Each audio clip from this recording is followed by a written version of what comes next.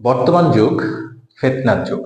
এ যুগে মানুষ জেনে বুঝে পাপকে এমনভাবে আঁকড়ে ধরে যে তাদের কাছে মনে হয় না তারা পাপ করছে। আসুন আজ এই বিষয়ে কিছু কথা বলি। এই ধরুন, পা ধরে সালাম প্রচলন।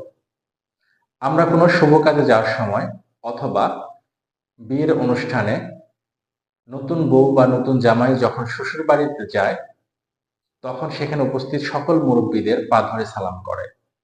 আসলে এটা কি ঠিক? না, এটা কখনোই ঠিক না।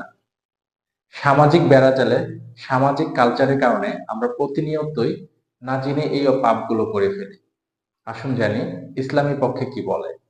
ইসলাম বলে, আপনি শুধুমাত্র তার কাছেই মাথা নত করবেন যার কাছে আপনি সেজদায় অবনত হন, একমাত্র আল্লাহ। শুধুমাত্র আল্লাহর সামনে আপনি নিজেকে মাথা নত করবেন, নিজেকে